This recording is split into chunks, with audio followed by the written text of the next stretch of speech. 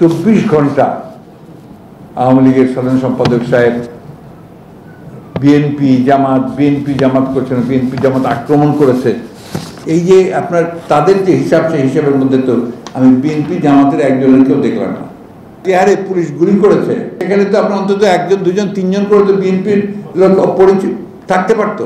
বিভিন্ন পত্র পত্রিকায় আপনার নিহতদের একটা সংখ্যা দিয়েছে, অনেকে আপনার প্রত্যেকটা পত্রিকা একই রকম না, সরকারি একটা ভাষণ আছে, সেই ভাষণটা তারা বলছে এখন 150 থেকে এখন তারা 150 বলছে।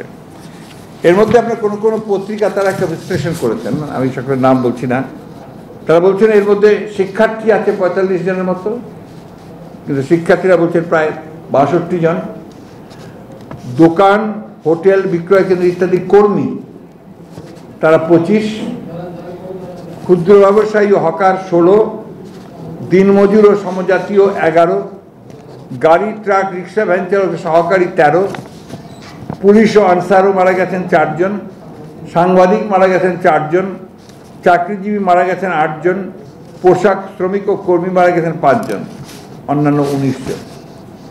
এই যে 24 ঘন্টা আওয়ামী লীগের সাধারণ সম্পাদক সাহেব বিএনপি জামাত করছেন, বিএনপি জামাত আক্রমণ করেছে, এই যে আপনার তাদের যে হিসাব, সেই হিসাবের মধ্যে তো আমি বিএনপি জামাতের একজনের কেউ দেখলাম না।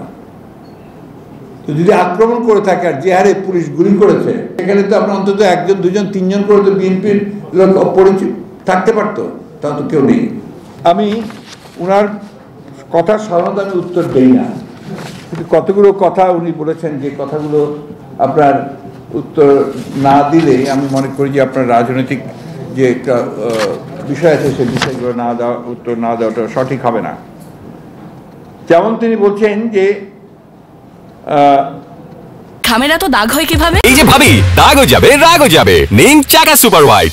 ওনাদের কাছে আছে যে প্রত্যেকে নির্দেশ এসেছে, উস্কানি এসেছে, কারা কোথায় বৈঠক করেছেন, অর্থ জুগিয়েছেন, কোন কৌশলে অর্থ পাঠিয়েছেন, সবই আমরা জানি। সকল ষড়যন্ত্রী এখন জাতির কাছে দিবালোকের মতো স্পষ্ট।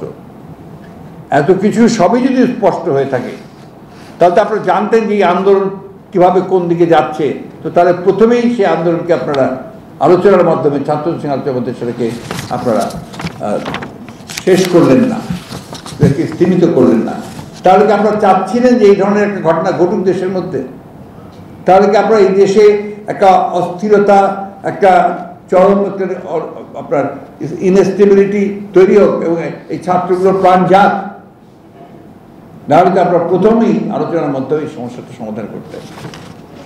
আমরা কেউ ভুলিনি, এদেশের মানুষ অত সহজে ভোলে না, যে এই আন্দোলন শুরু হওয়ার পরে আপনারা যে ভাষায় এই আন্দোলনকারীদেরকে তিরস্কার করেছেন এবং তাদের বিরুদ্ধে কথা বলেছেন। প্রথম থেকেই তাদেরকে বলেছেন যে এখানে তৃতীয় শক্তির আবির্ভাব হয়েছে এবং তারা জামাত শিবিরের উস্কানিতে এইসব আন্দোলন করছে, বিএনপি জামাতের উস্কানিতে করছে, এবং সব শেষে আপনারা এটাও বলেছেন যে তারা বাইরের শক্তি ইঙ্গিতে এই সমস্ত করছে। এবং তারপরে কি করেছেন, যখন ছাত্ররা বারবার বলেছে যে আপনারা কথা বলতে চাই, তখন আপনারা প্রথমে ছাত্রলীগকে ওদের বিরুদ্ধে লেলিয়ে দিয়েছেন, তারপরে পুলিশ নিয়ে, আইনশৃঙ্খলা বাহিনী নিয়ে হলের মধ্যে ঢুকে তাণ্ডব সৃষ্টি করেছেন এবং সেখানে আপনারা অনেককে হত্যা করেছেন। এই উত্তরগুলো কে দেবে? তারপরে তো ছাত্ররা রাস্তায় নেমেছে, তারপরে তো আপনার ছাত্রদের তখন আপনারা এইভাবে গুলি করে হত্যা করেছেন। আর আমাদের কথা বলছেন, আমরা তো যে ছাত্ররা নিহত হওয়ার পরে, শহীদ হওয়ার পরে আমরা তাদের গায়েবী জানাজা প্রোগ্রাম একটা দিয়েছিলাম আপনার আমাদের বাইতুল মোকাররমে, এবং সেখানে আপনারা আমাদেরকে ঠিক মতো দাঁড়াতে দেননি, গায়েবী জানাজা আমাদেরকে ঠিক মতো পড়তে দেননি। তারপরে আমরা একটা সমাবেশ ডেকেছিলাম প্রেস ক্লাবের সামনে, সেই সমাবেশে আপনারা আমাদেরকে করতে দেননি।